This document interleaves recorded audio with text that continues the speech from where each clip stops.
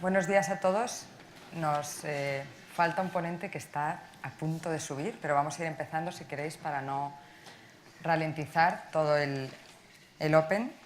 En primer lugar, quería agradecer sinceramente a la Asociación Europea de Arbitraje y a Javier Íscar en particular su invitación a participar en este acto y felicitar a toda la organización, a toda la asociación por la magnífica convocatoria.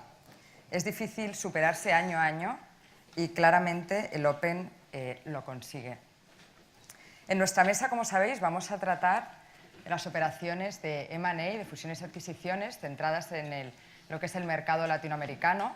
Vamos a profundizar en cuáles son los principales retos a los que se enfrenta el sector en esta región. Para ello vamos a abordar cuestiones tales como las empresas, qué empresas están invirtiendo en Latinoamérica, en qué sectores principalmente y en qué países. También vamos a profundizar y analizar si surgen problemas en el marco de la negociación de estas transacciones, tanto pre-cierre como post-cierre, y cuáles y cómo tienden a resolverse. Asimismo, preguntaremos a nuestros magníficos ponentes qué podemos hacer para disminuir estos problemas a los que luego nos enfrentamos, la mayoría de las ocasiones, en un procedimiento arbitral. Para ello, como podéis ver, no puedo estar mejor rodeada. Es un honor y un privilegio estar acompañada de Juan Carlos Alfonso, secretario general y del Consejo General y del Consejo de Administración de AENA. Los presento por orden. Borja de Luis, director de Infraestructuras del Fondo de VS en España. Joaquín Aguirre, director de Servicios Jurídicos Corporativos de Gas Natural. Y a mi izquierda, Ricardo Noreña, socio director de Forensic de EY en España. Y José Rosell, árbitro internacional, colegiado en España y en Francia, entre otros sitios. Como veréis, me he limitado a decir los últimos puestos que ostentan en la actualidad porque los currículums son extensísimos y nos daría para toda la hora que tenemos. Antes de entrar en materia, me gustaría dar una serie de datos para contextualizar e ir centrando el debate. No sé si sabéis que durante el ejercicio 2017 se han completado casi 1.000 acuerdos de fusiones y adquisiciones en Latinoamérica, ascendiendo la inversión total registrada a más de 80.000 millones de euros. 6 países, solo 6 en toda Iberoamérica, concentran el total de operaciones. Como os podéis imaginar, estos países son Brasil, Argentina, Perú, Colombia, Chile y México. España, y este es un dato muy importante, es el segundo país en el mundo que más invierte en Latinoamérica, entre 2012 y 2017. Según el informe recientemente publicado por Casa América y el IE, titulado Panorama de la inversión española en Latinoamérica, el 75% de las empresas españolas con presencia en Latinoamérica tienen pensado aumentar sus inversiones en la región durante el 2018 y tienden a decantarse para invertir en Perú, que entienden que la situación económica es la más favorable. Llama también la atención en estos datos que en materia de resolución de conflictos el arbitraje suele ser el mecanismo más acordado.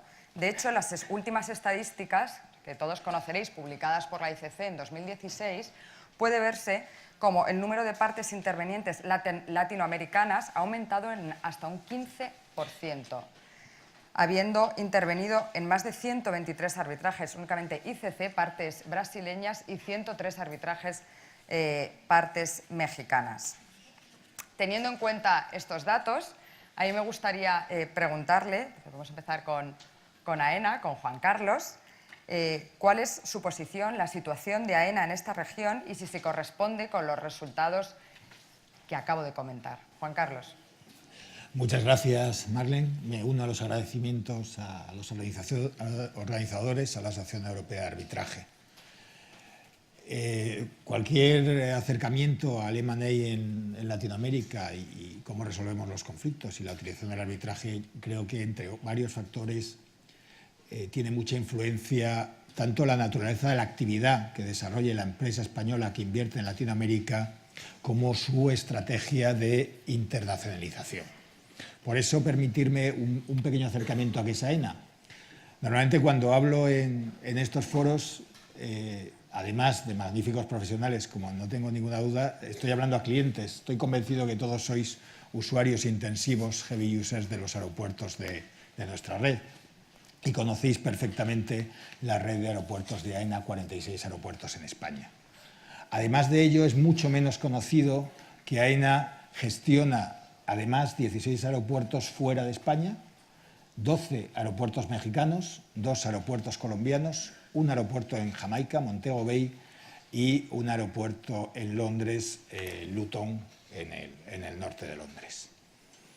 Por lo tanto, tenemos una decidida apuesta por invertir fuera de España y los hechos lo que nos dicen es que se acaba concentrando en una manera muy importante, y esa es la situación actual, en Latinoamérica. Dada la naturaleza, AENA se dedica a gestionar aeropuertos, no sé si tampoco conocéis, somos el primer gestor aeroportuario mundial, seguido de aeropuertos de París y Fraport, y nuestra intervención y nuestra manera de invertir, nuestra estrategia es a ir como socio industrial. AENA sabe gestionar aeropuertos en red y en ello somos los líderes mundiales. ¿Cuál es nuestro acercamiento? Nuestro acercamiento, por tanto, a las inversiones como socio industrial, acompañados de un socio local y, dependiendo de la situación, de un socio financiero. ¿Y por qué hacemos esto? Es absolutamente uno de los ejes de la estrategia AENA es y será la expansión internacional. Por un lado, una cuestión de diversificación de riesgos. Actualmente el 96% de los ingresos de AENA se producen en España y es necesaria una diversificación geográfica de mercados en un marco de una buena gestión empresarial. Pero hay un dato adicional que es cómo van evolucionando la propia infraestructura aeroportuaria hacia hubs aeroportuarios, ciudades aeroportuarias. Ya no estamos hablando de aeropuertos individuales, son aeropuertos que se conectan con otros aeropuertos, que se eligen como centros de negocios, como centro de desarrollo de reuniones, como centros hoteleros o centros de ocio. Todos habréis visto en los últimos años el desarrollo de aeropuertos como Dubái, Heathrow o Frankfurt, en el que son propiamente ciudades aeroportuarias que atraen per se, no por el destino, tráfico de pasajeros. La estrategia internacional de nuestros competidores, aeropuertos de París o Fraport, están entrando en Brasil y en el resto de Latinoamérica. Esa estrategia es la que es necesaria que tengamos y marca cómo nos acercaremos al M&A en Latinoamérica. Estamos apostando, ¿y dónde? Pues como depende de la naturaleza, como indicaba anteriormente, los aeropuertos en un marco, en una parte muy importante, se realizan a través de contratos concesionales. Cuando sale la concesión tienes que estar y, por lo tanto, hay un seguimiento continuo de las posibles oportunidades que hay. Y lo que sí nos dice LATAM es que sigue siendo un gran centro originador de oportunidades para infraestructuras aeroportuarias. Y son públicas, el que hay actividades en Brasil, actividades en Cuba, actividades en otros países latinoamericanos, donde puede haber nuevas oportunidades de inversión en infraestructuras aeroportuarias y, como es obligación de nuestra empresa en el marco de la estrategia internacional, tenemos que vigilarlas y valorarlas por si debemos o podemos participar. Por lo tanto, estamos trabajando y seguiremos trabajando en inversiones en Latinoamérica, que hasta ahora, y ahí son cuentas públicas, porque como sabéis somos un IBEX 35 y la transparencia es absoluta, son inversiones rentables. Han sido rentables, son rentables y entendemos que con las previsiones de tráfico van a seguir siendo rentables, las que tenemos ahora, y evidentemente es el criterio para las nuevas inversiones. Solo para acabar, nos planteaba la moderadora si existen sustanciales en su acercamiento de M&A y las cláusulas arbitrales según país o región. Vamos a ver, aunque hay un proceso claro de estandarización tanto de los Shareholders Agreement como de los SPA, donde cogemos un modelo muy anglosajón, que yo creo que conocemos todos. Evidentemente, yo creo que por regiones hay evidentemente diferencias en el acercamiento entre LATAM u otras zonas del mundo. Lo que sí es que estos mínimos comunes denominadores, yo creo que un error de toda persona que haya trabajado en LATAM es considerar LATAM como una unidad. Jurídicamente y desde la perspectiva de abogados internos, la diferencia entre Chile o Brasil es abismal. Y por lo tanto es un gran error considerar que podemos aplicar ese mismo sistema. Existen culturas jurídicas distintas, sentimientos hacia el inversor español muy distintos, funcionamientos de la jurisdicción y de los órganos arbitrales muy distintos de un país a otro. Por lo tanto, yo creo que la conclusión es no podemos dar una respuesta unívoca y depende de cuál sea nuestro socio local, de cuál sea nuestro socio financiero, de qué país estemos hablando y cómo funciona la jurisdicción, haremos un acercamiento país a país y caso a caso de cómo debemos de pactar los contratos y cómo debemos de acercarnos al arbitraje. Pero como creo que me he extendido ya de sobra, lo dejamos para... Era tan interesante, Juan Carlos, que no me he atrevido a cortarte. Y además esto enlaza un poco, sí que me gustaría conocer también vuestra opinión, Borja, de VS y consecuentemente la de Joaquín, de Gas Natural, a ver si la opinión que vosotros nos deis refleja la realidad que luego se está viendo en los procedimientos, ¿no?, que dirigen y en los que intervienen tanto José como Ricardo. Así que no sé si nos podrías contar, Borja, cuál es la exposición de VS en Latinoamérica actualmente. Lo primero es quizás hacer una distinción, porque siempre que se habla de VS la gente tiende a pensar en banca de inversión y banca privada, pero dentro de VS también hay una parte importante que es la parte de asset management, y dentro de la parte de asset management es donde cuelgan los fondos, entre ellos el fondo de infraestructuras al cual yo represento aquí en España. Nosotros hemos desembarcado aquí en España recientemente, comprando un activo, una autopista en Navarra el año pasado, y con la vocación expresa también de, para nuestros nuevos fondos, poder seguir haciendo inversiones en Latinoamérica, porque como bien decías, las oportunidades en Latinoamérica están. Latinoamérica en infraestructuras está creciendo y todavía sigue creciendo, incluso aquellos países que tienen ya un track record bastante importante como es Chile.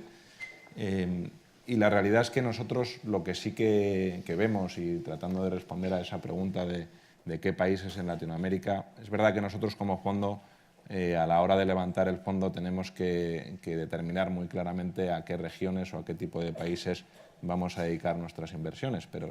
Y así los fondos que tenemos ahora mismo levantados son fondos cuyo objetivo suele ser países de OCDE, y por lo tanto en Latinoamérica nos limitan mucho nuestra exposición a Chile y México, pensando que son países pues con un track record más abundante en este tipo de inversiones.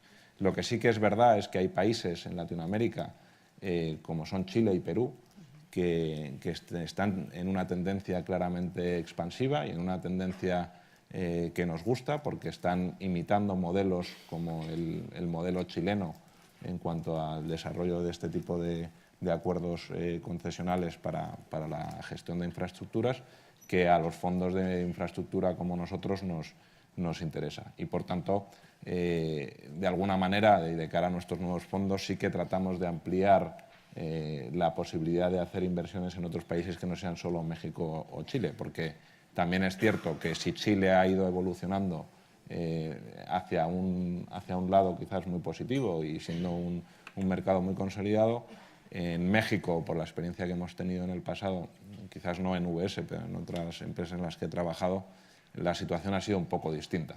Y de hecho nosotros nos sentimos quizás más cómodos haciendo inversiones en países que no son necesariamente OCDE, como Colombia o Perú, que en países que sí que son OCDE, como son México.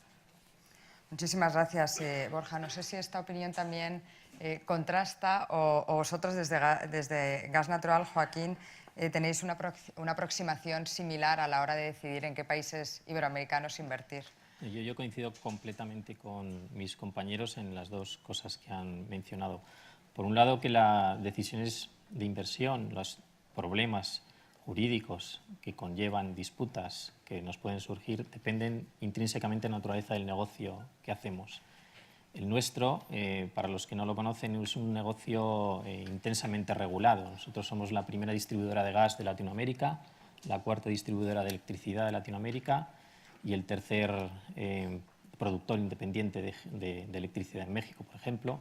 Estamos en Iberoamérica desde los finales de los 90, en los 6 países que has mencionado antes, en todos ellos, en 8 de las 10 principales ciudades de Latinoamérica, o sea que conocemos muy bien la región. Pero nuestro negocio, como es intensamente regulado, solemos, por necesidad, acabar nuestras grandes disputas en los tribunales de lo contencioso administrativo y no tanto en el arbitraje. En el arbitraje también tenemos actividad, pero principalmente grandes arbitrajes de inversión, que no es el tema de la discusión hoy, por lo menos de esta mesa, según creo. Grandes arbitrajes por cuestiones de disputas en la fijación de precios en los contratos de compra de gas, que en Latinoamérica no es el caso tampoco, porque apenas compramos en Trinidad y Tobago, y son casos muy concretos, muy excepcionales, y el M&A. El M&A. Ahí sí que claramente tenemos actividad y cláusulas arbitrales. Pero Latinoamérica, coincido con mis compañeros, no tiene particularidades distintivas como región respecto a otras regiones del mundo. También estamos en África y estamos en Europa y en Australia, y no hay nada que se distinga por ser de esa región respecto a otras regiones en las operaciones que acometemos. Sí que por países hay distinciones, principalmente en Chile, y lo ha sido desde hace muchos años así, por la calidad de sus reguladores y por la seguridad jurídica de la que siempre han presumido, y con razón, respecto a otros países. Pero por lo demás, cada país es un mundo y cada operación de M&A es un mundo, en nuestra experiencia. ¿Se corresponde esto, Ricardo, José, por generar un poco de debate, porque no sé si es la opinión que tenéis en general en el público, ¿se corresponde esto con lo que luego veis en la práctica? Es decir, ¿hay particularidades en estos contratos transfronterizos de M&A, de adquisición de empresas, de activos o de pactos de socios, de acuerdos de colaboración, que si se han suscrito con alguna parte latinoamericana o en Latinoamérica tengan alguna particularidad específica que luego veáis en el marco de los procedimientos a los que os enfrentáis? ¿O también estáis de acuerdo en estamos viviendo, fruto de esta globalización, una estandarización que hace que no percibamos esas diferencias? Bueno, yo voy a hablar de la parte que me corresponde, que no es jurídica, sino más bien económica. Por supuesto. Yo creo que hay factores muy importantes que ya se han puesto aquí de manifiesto. Se habla hoy en día del riesgo geopolítico, que lógicamente es diferente según nos movemos por regiones en el mundo y también por países, o sea, no es un país igual que otro. Los aspectos macroeconómicos son completamente distintos. Riesgos derivados de temas como, por ejemplo, la corrupción, que lo que hacen es que haya comprado una determinada empresa y luego haya problemas para su continuidad y seguir manteniendo esos negocios. Riesgos derivados de las relaciones con administraciones públicas, cambio regulatorio y, sobre todo, términos económicos complejos que a veces se ponen en los contratos. Ya sé que esto puede resultar un poco chocante que diga esto, pero visto desde fuera, a veces se ve que unos contratos se parecen mucho a otros y más bien es un ejercicio de copiar y pegar, cuando debería ser algo realmente adaptado a la transacción en sí. De forma que hay veces que le tratas de poner números posteriormente y resulta difícil interpretar a qué se estaban refiriendo. No hay conceptos claros, conceptos a veces sin definir, es decir, el ajustar esos acuerdos exactamente digamos, a los términos económicos es fundamental. Nuestra labor generalmente es de asistencia, pues tanto a los tribunales como a los abogados en este aspecto, o sea, conceptos como las tasas de retorno, el EBITDA, los flujos netos de caja, el retorno de la inversión, etcétera, etcétera, que se ponen con relativa frecuencia dentro de los acuerdos, que se especifican hasta un cierto detalle, pues a veces no tienen el máximo detalle, de forma que cuando se trata de poner los números luego, pues hay grandes problemas. Muchas gracias, Ricardo. José, ¿cuál es tu experiencia en este sentido? ¿Echas también en falta esa falta de precisión en los contratos? ¿Piensas que sí que hay un nivel de estandarización muy grande? ¿Qué es lo que te encuentras cuando tienes que resolver como árbitro? Mira, el problema del árbitro es de que es un poco el cirujano. Es decir, que a veces los contratos están muy bien redactados y a pesar de ello hay dificultades, entonces se va al arbitraje. A veces están pésimamente redactados y las partes llegan a un acuerdo.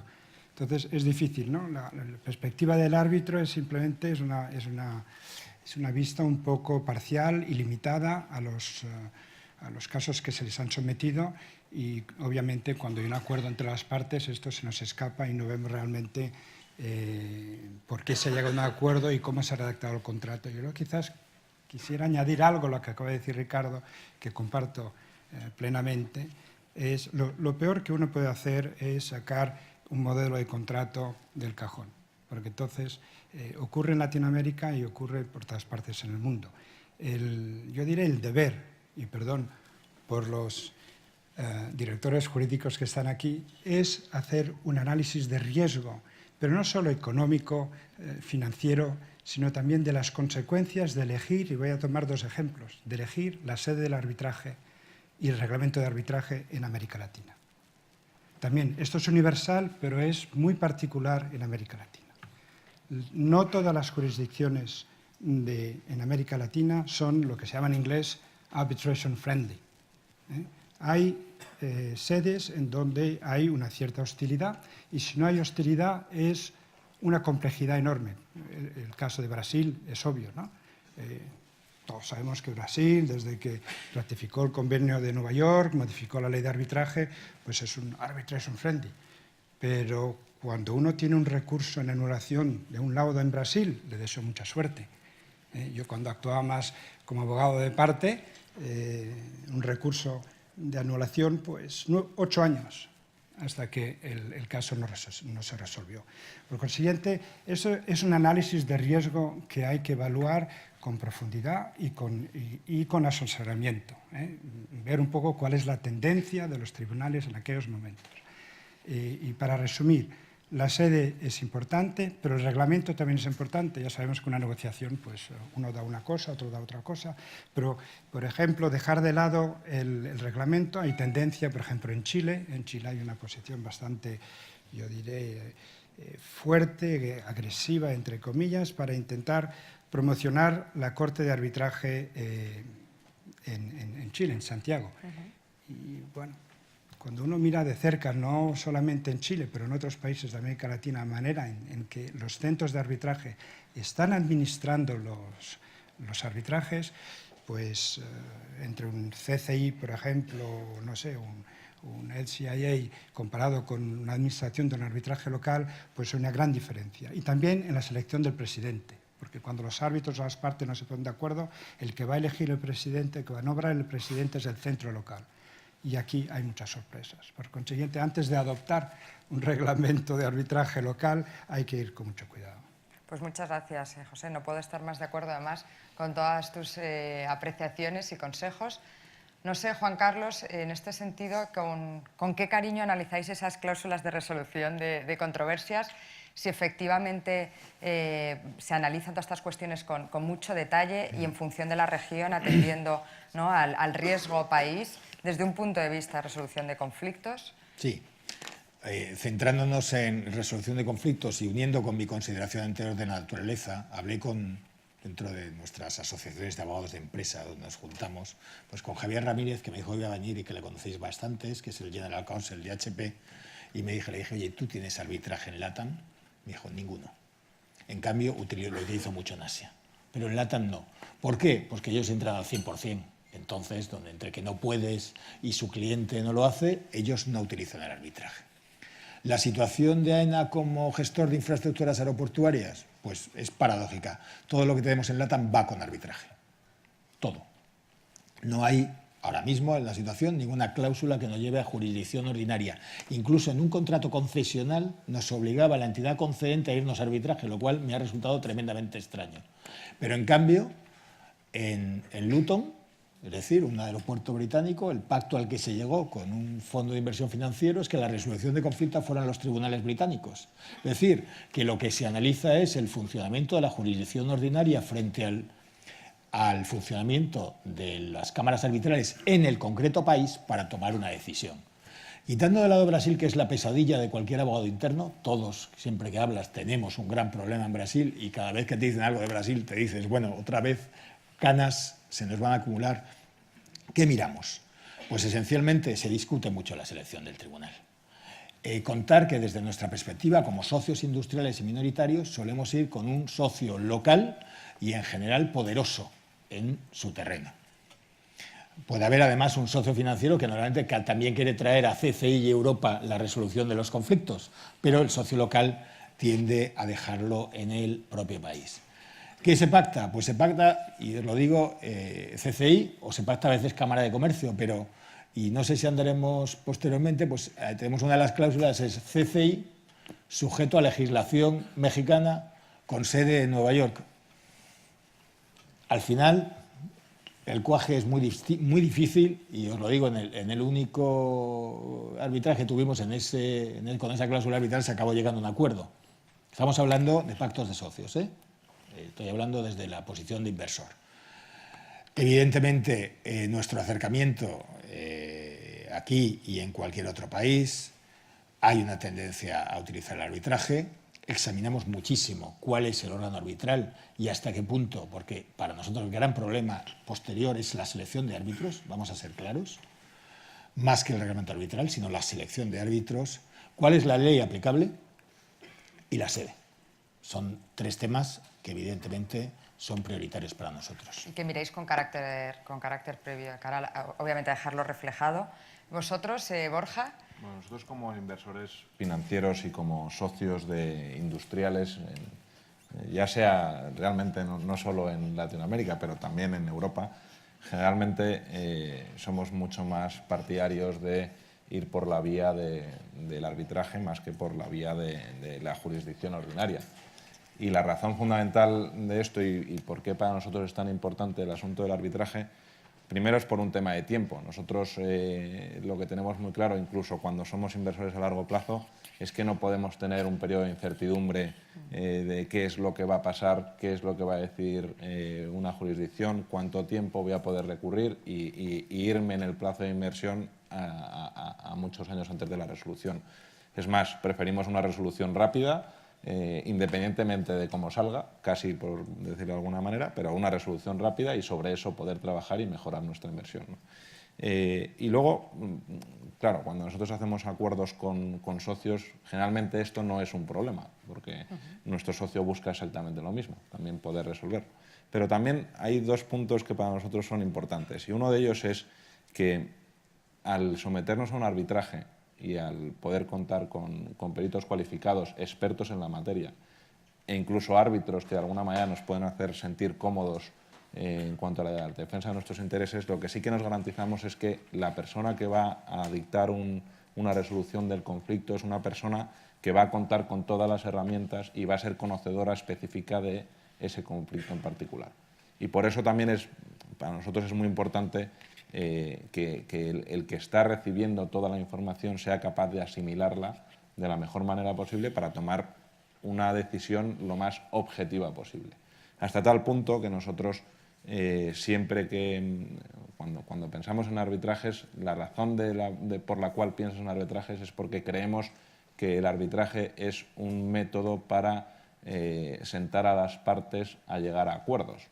Y preferimos que se dé esa oportunidad de tener varias ventanas durante el proceso para poder sentarnos con una contraparte y llegar a un acuerdo antes de dejarlo en manos de un tercero. Y por resolver este punto también, lógicamente nosotros en los contratos, y es verdad que decíais antes que a veces son corta y pega, yo soy mucho más partidario de hacer contratos específicos, incluso en aquellos en los que determinas de antemano cuáles tienen que ser las herramientas objetivas para facilitarle incluso el trabajo a los peritos. Muchas veces no lo consigues, porque precisamente por haber puesto el mecanismo para la valoración de un asunto, pues puedes perjudicar o complicarle la vida al perito. Pero en ese sentido, en esa intención de dejar las cosas lo menos sueltas posibles y siempre atadas desde el principio, pues ser lo más objetivos posibles y decir, oye, pues si vamos a hacer una valoración para la resolución del conflicto, se va a utilizar este método de valoración. Y eso es lo que nos permite estar más cómodos y, desde luego, tener menos sorpresas a lo largo del proceso. Está claro que es fundamental evitar esas sorpresas y que claramente la opinión mayoritaria viene siendo que redactemos, ¿no?, con mucho cuidado y objetividad esas cláusulas para dejar pocos elementos. De hecho, por añadir a este asunto, a nosotros lo que nos encantaría también cuando nos presentamos a licitaciones públicas, ¿sí?, y de cara a posibles mejoras del sistema en España, por ejemplo, es que aunque la administración pública se sienta más cómodo en la jurisdicción ordinaria, porque probablemente pase así, creo que facilitaría mucho la vida que en algunas ocasiones se plantearan la posibilidad de llegar a cabo arbitrajes. Y esto es algo que va a facilitar la vida al inversor y va a facilitar la vida también al... Borja, claramente te vamos a invitar a todas las sesiones de arbitraje. Yo creo que el año que viene ya tiene que estar aquí otra vez, Javier, porque desde luego un fiel defensor. No sé, Joaquín, vosotros desde Gas Natural, ¿cómo lo veis esta aproximación a las cláusulas para prevenir problemas futuros?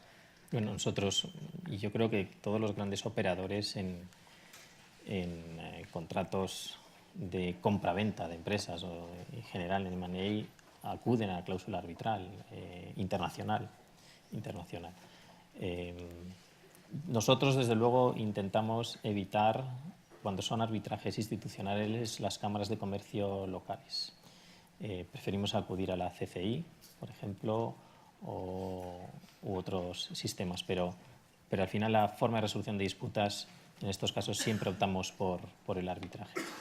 Y no porque sea un modelo tipo, y es verdad, como decía José, que las operadoras tratan o tienden a coger modelos de contrato, de SPA, por ejemplo, y que en cierta medida es inevitable, porque y yo es que no es que sea muy partidario de estos modelos anglosajones de SPAs de 50 páginas, pero a la hora de la verdad, lo importante para evitar los riesgos de acudir a una disputa o de ganar el pleito es lo bien que has redactado esa cláusula.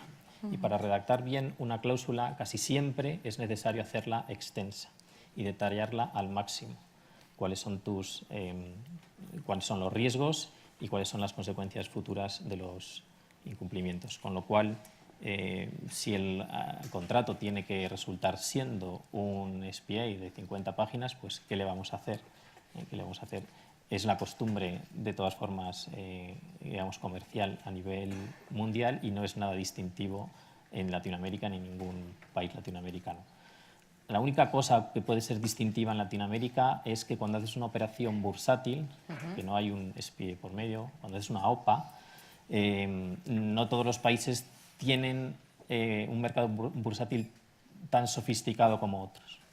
Por ejemplo, en el caso colombiano, pues es una bolsa de valores en la que no hay muchas empresas listadas o en bolsa y, por lo tanto, el regulador bursátil tampoco tiene mucha práctica. Y es verdad que los operadores que estamos allí, al final vamos creando los precedentes y vamos haciendo esa práctica administrativa bursátil para orientar a los demás y a intentar fomentar esos mercados. Pero al margen de operaciones de OPA, que en nuestro caso han sido las principales operaciones de compras y ventas de los últimos 3 años, habremos hecho a lo mejor 3.900 millones en operaciones de compra y venta en los 3 últimos años y el 70% han sido a través de OPAs, a través de la bolsa. Eso facilita la labor del abogado porque no necesitas negociar intensamente un un acuerdo de compraventa, aunque es verdad que también se hacen operaciones preacordadas, aunque lo hagas en la bolsa y se negocian los contratos. Pero en cualquier caso, siempre que negociamos un contrato de este tipo, siempre ponemos cláusula arbitral. Siempre. Muy bien, pues está claro que el arbitraje parece que en estos contratos de money, en todos los SPAs, contratos de compraventa, contratos de acuerdos de colaboración, cada uno más en su ámbito, es claro ganador el arbitraje.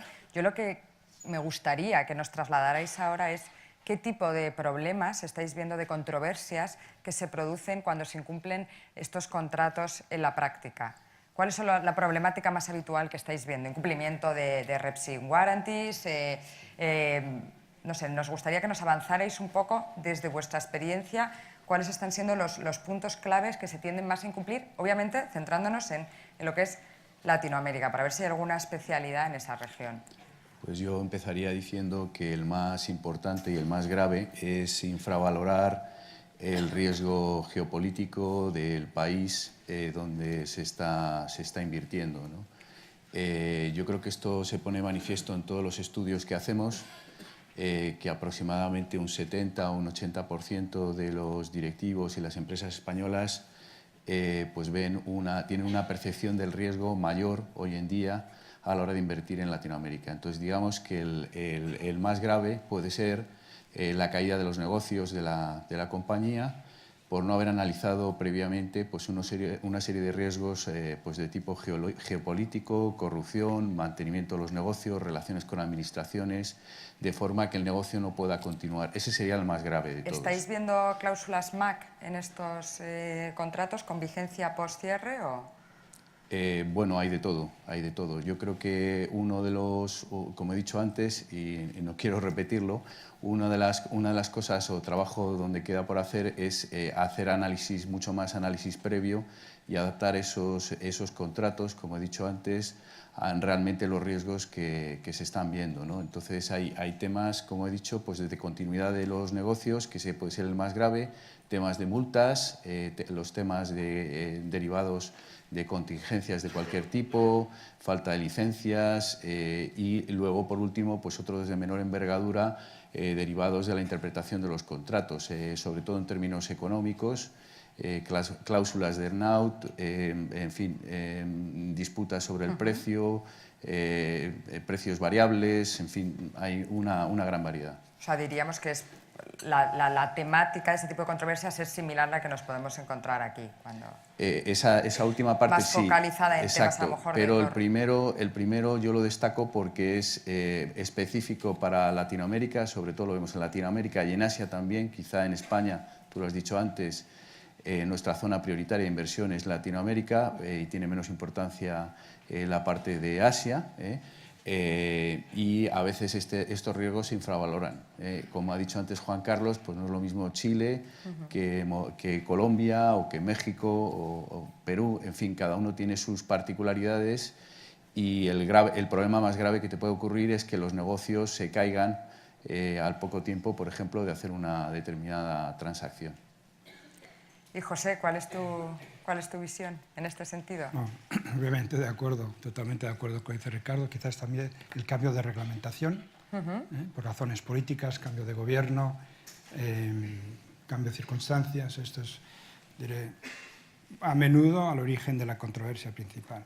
Pero si aprovecho la ocasión de que me das la palabra, yo diría también de que si nos concentramos en los contratos de compraventa de acciones, una de las dificultades mayores para el tribunal, pero sobre todo para las partes, es de que hay 3 niveles de contratación, digamos, para simplificar. El contrato de compraventa de acciones, el Shareholders Agreement, el pacto de accionistas, y el tercero, la SPV.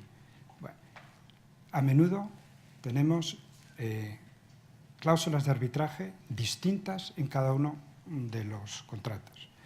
Y como suele pasar, pues las partes a los diferentes contratos no son las mismas, dificultad en la consolidación para las instituciones y también para el tribunal arbitral. O sea, como en contratos de construcción es lo mismo, ¿no? Entre la empresa desde arriba y luego los contratos de subcontratistas. Esta es una dificultad mayor, porque esto significa de que la controversia pues va a bifurcarse, si lo puedo llamar así, en tres competencias distintas, y cuando en general pueden haber unidad de interés, unidad en llegar a intentar resolver el problema a través de una sola jurisdicción. Las partes ya, cuando hay una controversia, pues ya es demasiado tarde y no se ponen de acuerdo para consolidar. Y esto es uno de los principales problemas, es de costo, de tiempo, el no haber redactado el contrato como se debe desde el principio, pensando si es bueno o es malo intentar tener el mismo tribunal competente para todos los problemas relativos a una compraventa de acciones. Esto, yo diré, es uno de los problemas jurídicos que solemos ver a menudo y que el tribunal pues, muchas veces es incapaz de resolver, de ayudar a las partes a que se pongan de acuerdo para que se consoliden todas las controversias. Cogemos el guante, sin duda es importante hacer hincapié, ¿no?, en este tipo de factores para luego evitar ralentización en los procedimientos, ¿no?, y elevar los costes, pues prevenir estos, qué tenemos que hacer en casos que sea necesario llevar a cabo una consolidación. Yo, ya para terminar, porque sí que me gustaría que si queréis podáis obviamente hacer todas las preguntas que consideréis y que ellos os dejen a nuestros ponentes, me gustaría concluir, que si pudierais concluir cada uno indicándonos un elemento clave que nos daríais un tip en general para que el arbitraje, si bien parece ser que están contentos, se desarrolla, lo acuerdan, lo pactan, pues nos diréis un consejo más, decir, oye, focalizaros en esto porque esto es importante. Bueno, como esto es un open, yo devuelvo el raquetazo. El fundamental es la calidad del árbitro. En el último arbitraje que manejamos como aquí en Madrid, en la Cámara Española, se tachó a 28 árbitros propuestos para elegir el presidente del tribunal y nosotros 9. Pero, perdonadme, os lo trasladamos porque yo creo que el arbitraje lo debemos elevar la calidad entre todos. En un arbitraje de inversiones donde se aplicaba legislación americana, no se pueden proponer presidentes de tribunal que no hablen inglés. Y lo que queríamos, y yo es lo que he aprendido en mi experiencia, a partir de ahora en las cláusulas arbitrales estableceré condiciones específicas de especialización de los árbitros para que en el que tenemos que elegir el tercero tenga unos requisitos mínimos de conocimiento de las materias de objeto, porque no todo árbitro vale para todo y puede ser un magnífico especialista jurídico en derecho privado, pero que no valga para un dictamen de inversiones. Y 28 árbitros tachados me parece inadmisible. La elección de árbitro, la calidad de árbitro para nosotros es esencial. Las cláusulas, tenemos que empezar a evitar las cláusulas tipo y empezar a pedir marcos o cauces de qué árbitro necesitamos para las controversias. Nada más. Muchísimas gracias, Juan Carlos. Borja. Yo no puedo estar más de acuerdo con lo que acabas de decir, pero también creo que la labor del árbitro y ayer en la cena estábamos hablando de este asunto y me pareció muy interesante lo que la persona con la que hablaba proponía, y era que el árbitro, en mi opinión, debe siempre pensar que cuando nosotros elegimos el arbitraje como método de resolución de conflictos es la motivación de llegar a acuerdos. Incluso si somos capaces, las partes intervinientes en ese arbitraje, de utilizar ese lugar para motivar los acuerdos entre las partes antes de que tengamos incluso que llegar al fallo, me parece que sería una forma súper inteligente de resolver conflictos y los inversores privados estaríamos todavía más abiertos y más contentos con este tipo de resoluciones. Muchísimas gracias, Borja.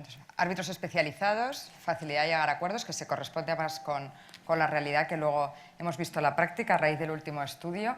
Hemos presentado aquí con empresas, habéis participado las tres, en las que se hacía alusión precisamente a la importancia que le dabais al término de llegar a acuerdos. El 79% nos habéis indicado que el arbitraje os ha facilitado llegar a un acuerdo antes de que se dicte un laudo. Joaquín, vosotros, ¿qué consejo nos daríais? No, yo coincido plenamente con lo que se ha dicho. El mejor arbitraje es el que se acaba pronto y con un acuerdo amistoso de las partes, porque el resto es desgaste incertidumbre para las empresas y las empresas tienen auténtica aversión a la incertidumbre. No tanto a los gastos, que eso ya es un problema menor, pero sí sobre todo a la incertidumbre. Por lo tanto, también coincido con lo que Pascual Sala decía ayer, que la principal virtud de un árbitro es fijar exactamente la cuestión de la discrepancia, o sea, separar el grano de la paja y aclarar al máximo cuál es el motivo de la discrepancia entre las partes, porque eso va a ayudar a que las partes se pongan de acuerdo antes de que llegue un laudo. Muchas gracias. Joaquín, Pascual no tiende a equivocarse. También hablábamos ayer de lo importante, ¿no?, que el derecho civil es el sentido común codificado, que venía un poco a raíz de lo que decía Juan Carlos en relación con la importancia de que sean árbitros realmente especializados, no solo con esa base civilista que todos tenemos. Ricardo, un consejo. Sí, yo quería poner de manifiesto también la importancia de distinguir entre temas jurídicos y conocimiento de los negocios y temas económicos. Entonces, hay veces que simplemente viendo el caso, nosotros pensamos que se hubiera podido resolver con un expert determination. Es decir, si estás hablando de una cosa muy concreta que se refiere a temas de negocio o a temas de interpretación económica, simplemente con la intervención de uno o varios expertos en el sector o expertos en temas económicos o de valoración, quizá podría quedar resuelto o ayudaría a resolver el caso. Porque no es un tema jurídico, básicamente. Totalmente. Cuando la controversia se centra, pasa que siempre vienen muy de la mano. Pero, José, ¿tú qué nos dirías? Aparte de la consolidación, que la tenemos todos apuntados. Bueno, podríamos hablar de la extensión, por ejemplo, a los accionistas, posibilidad o no de extender, como la ley peruana de arbitraje, ¿no?, que dice claramente que no solo porque sea un firmante no se puede extender la cláusula cuando está envuelto o implicado durante la negociación y la ejecución del contrato. Problema, pero ya esto yo quizás lo he mencionado antes directamente. Yo quizás quisiera añadir algo a lo que se ha estado discutiendo. Es una cosa, que la especialidad del árbitro es importante, que el árbitro sepa de lo que tiene que decidir.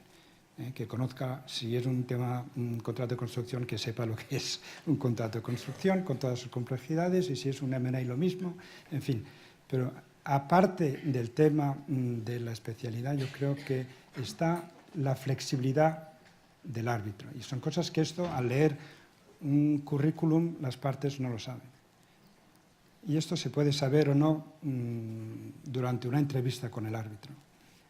Es decir, el arbitraje tiene la ventaja de ser flexible, pero hay árbitros que no son flexibles, sino que al contrario son extremadamente rígidos. Tienen una orden procesal número 1 que es idéntica y que le aplican de la misma manera para todos los arbitrajes. Esto creo que es un error monumental.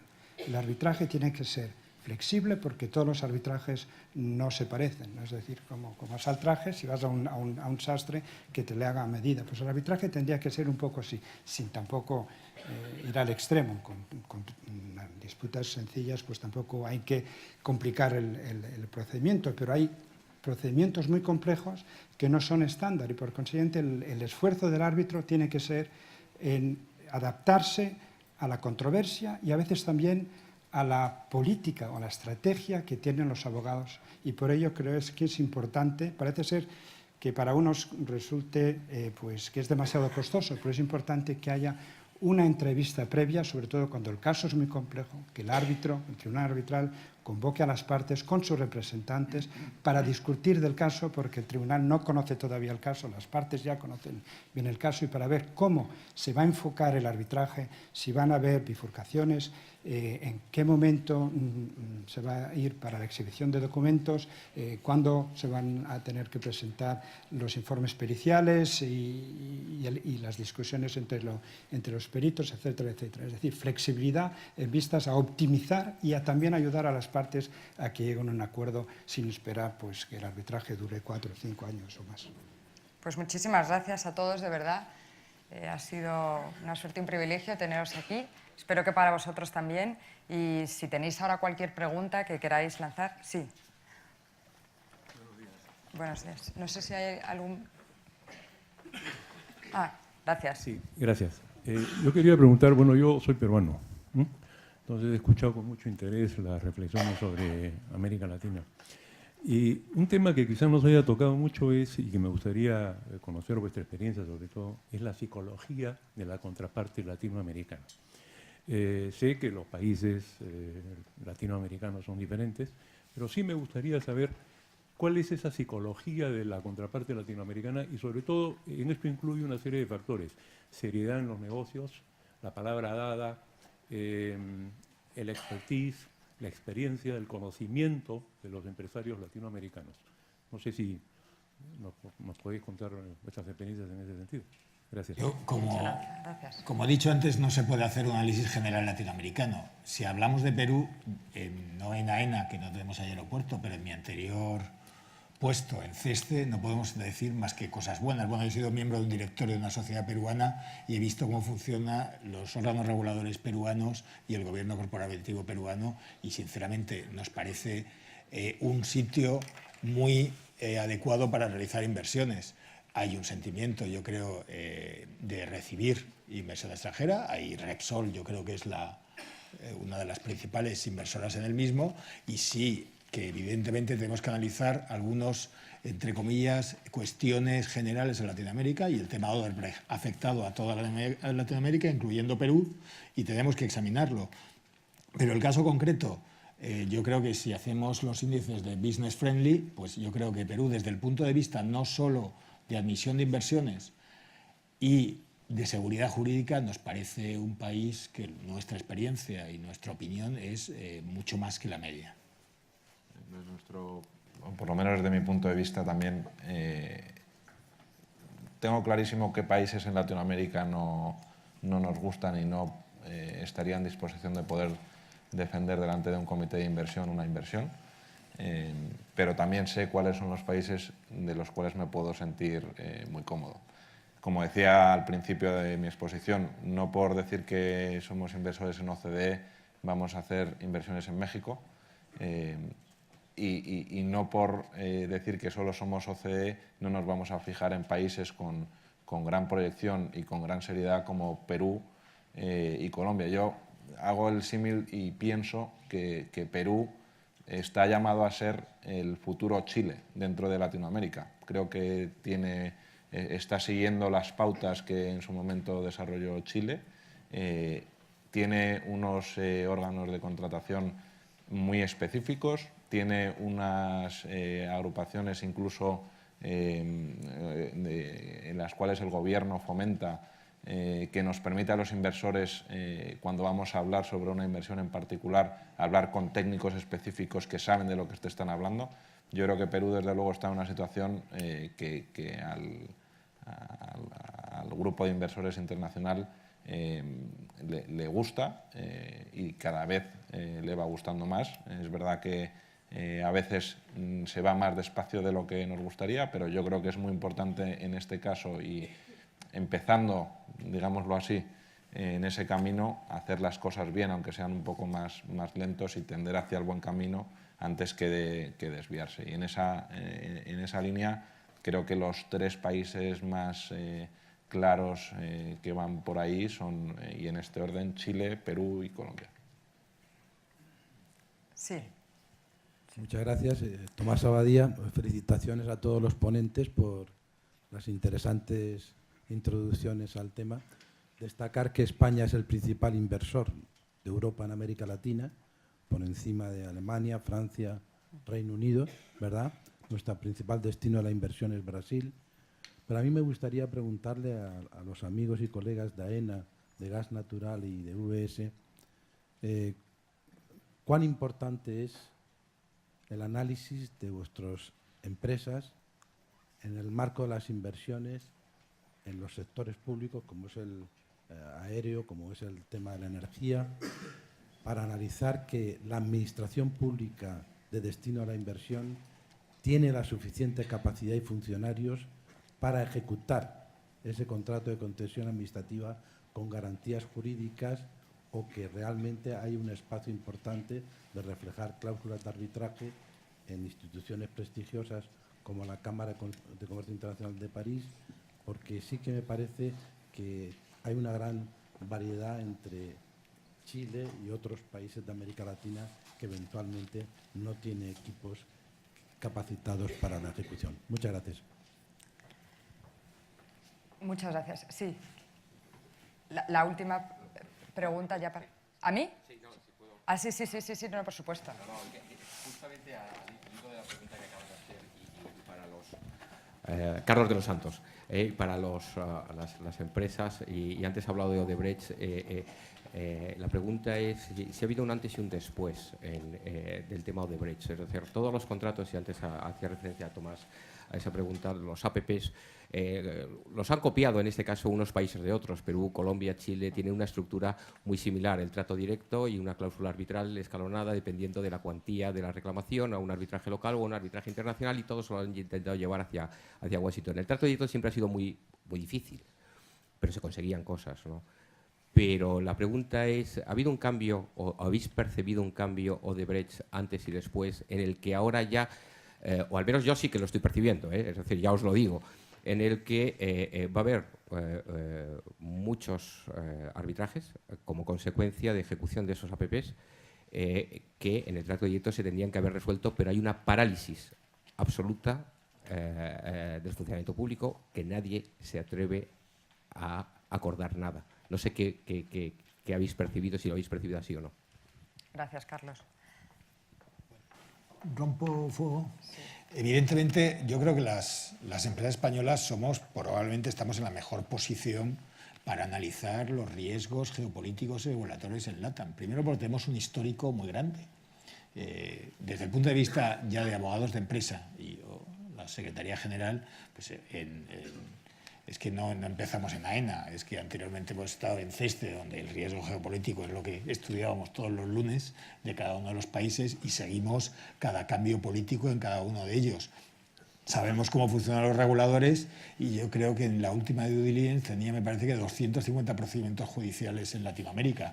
Sabes hasta casi cómo van cada audiencia, juez, etcétera, etcétera. Yo creo que lo tomamos y lo tenemos bastante estudiado. Eso no significa que los riesgos se puedan evitar, porque es imposible. Y te parece un Odebrecht que nadie se lo esperaba. Con Odebrecht, yo también porque lo hemos visto desde empresas con titularidad pública y que llegan a acuerdo con administraciones públicas, y nuestras políticas para evitar la corrupción eran muy estrictas, con lo cual, si te digo la verdad, no tenemos problemas con Odebrecht. Odebrecht, al revés, ha sido una oportunidad. Pues porque en Perú, con las inundaciones del año pasado, llegaba un momento en que las obras de reconstrucción urgentes, no había empresas no afectadas por Odebrecht y entraban empresas españolas, porque nos estaban pidiendo que entráramos, porque realmente el cáncer de Odebrecht ha sido tremendo. No es lo mismo Brasil, que evidentemente hay una clara paralización, pero no solo por Odebrecht, sino por la propia situación política con Temer. Por lo tanto, si has tenido una política de vigilancia de la corrupción positiva, buena, Odebrecht no ha constituido un problema. Lo que sí es evidente es que nos acentúa y nos refuerza la tendencia en que esas políticas las tienes que adoptar, y sinceramente el resultado práctico de Odebrecht es que los que lo hacen bien salen al final beneficiados, con lo cual, bueno, esas políticas te reafirma que hay que tomarlas. Yo solo en este caso no estoy tan de acuerdo con lo que dices, pero también creo que depende mucho del nivel de conocimiento que tengas del país, la exposición que tengas. Para un fondo de inversión como nosotros, cuyas oficinas están en Nueva York, Australia, UK y España, una situación como la de Odebrecht es muy difícil de defender una inversión en el país en el que se ha producido ese escándalo, no por nada, sino porque al final somos pocas personas dentro del fondo. Y las noticias, claro, a mí me pasaba una situación muy similar en España, por ejemplo, con el tema del 1 de octubre, ¿no? Pues hay magníficas oportunidades en Cataluña de inversión en activos de infraestructura. Bueno, las noticias que llegan a nuestras sedes centrales en Nueva York y en Inglaterra son tales que es muy difícil desde aquí frenar según qué noticias negativas. Exactamente igual pasa con el caso de Odebrecht. Por mucho que hayamos tenido muy buena experiencia pasada en países de Latinoamérica y demás. En cuanto salta un caso de corrupción, ya nos ponen la alerta roja y ya es directamente una pregunta que vas a tener en un comité de inversión y una pregunta que directamente te va a impedir poder hacer esa inversión, con lo cual hay que ser muy escrupuloso. Pues muchísimas gracias, sintiéndolo. Sí. Pequeño comentario. Yo estoy un poco en la línea de lo que se ha comentado. Creo que hoy en día esto pues puede ser un deal breaker. O sea, es decir, no se puede hacer una operación donde sospechamos que puede haber una cosa de estas por varios motivos, ¿no? Uno primero es de negocio. La continuidad del negocio puede sufrir graves problemas en cuanto a que yo no quiero continuar haciendo lo mismo. Y en segundo lugar, los problemas jurídicos derivados de esto no son solamente limitados a España, sino que son de perspectiva global. O sea, las actuaciones, por ejemplo, del Ministerio de Justicia americano, simplemente en cuanto intervienen pagos en dólares, etcétera, etcétera, pues son gravísimas, con sanciones enormes, ¿no? Entonces, los inversores a nivel internacional es algo de lo que huyen, vamos a ver, y luego dejemos aparte el tema reputacional, que es también muy grave. Entonces, yo creo que sí que hay un antes y un después de Odebrecht, como ha mencionado Carlos. Ahora las empresas pues están teniendo mucho más cuidado y analizando estos riesgos antes de acometer inversiones. Lo cual es buenísimo. Y aquí, si queréis, en este punto vamos a tener que concluir, porque ya están esperando la siguiente mesa de arbitraje en construcción, no sin antes hacer una mínima recopilación de lo que hemos aprendido hoy, porque habéis dicho cosas muy interesantes que me he ido anotando. Una es que la inversión, obviamente, en estos países va a depender de la naturaleza del negocio, ¿no? Y tenemos que tener en cuenta cuál es nuestra estrategia inversora, mirar muchísimo con quién vamos de la mano, quién es nuestro socio de cara a ese contrato a redactar. Es clave redactar bien la cláusula y ya centrándonos en arbitraje, que está claro que es todos nos decantamos por este método de resolución de conflictos en este tipo de contratos de M&A y focalizados en inversiones, ¿no?, internacionales. Nos están diciendo las empresas y los expertos que pongamos mucha atención y mucho foco en árbitros, en elegir árbitros especializados. Esto nos va a dar un plus, especializados. Que intentemos forzar y potenciar el llegar a acuerdos. Cuanto antes pongamos de acuerdo a las partes, mejor. Las empresas nos están diciendo que no quieren incertidumbre. Ya no es tanto el tema del coste, que por supuesto importa, pero lo que quieren es evitar esa incertidumbre. También nos han dicho, recapitulando palabras de ayer de Pascual Sala, que es fundamental fijar la cuestión de discrepancia, centrar el objeto. Centrémonos cuando tengamos que resolver como árbitros en el tema jurídico concreto que nos están pidiendo, el tema clave, y resolvamos sobre eso. Nos decía también José que es muy importante el tema de la extensión de los efectos de esos pactos a los accionistas para luego facilitar posibles consolidaciones de los arbitrajes. Y también, y por último, hemos hablado de la flexibilidad que tiene que tener el árbitro, ¿no?, esa cintura para optimizar el procedimiento. Y has dicho una cosa muy importante que yo me he anotado, es hablemos. Hablemos durante todo el procedimiento, antes y después. Entrevistémonos con los árbitros, conozcamos cuál es su opinión. Hay cosas que no pueden estar recogidas en un currículum y esa parte no intangible es súper valiosa, porque también cada árbitro en ese sentido se tiene que adaptar al tema concreto y a las partes en concreto. Dicho esto, muchísimas gracias y ya damos pie, si os parece, a la siguiente mesa.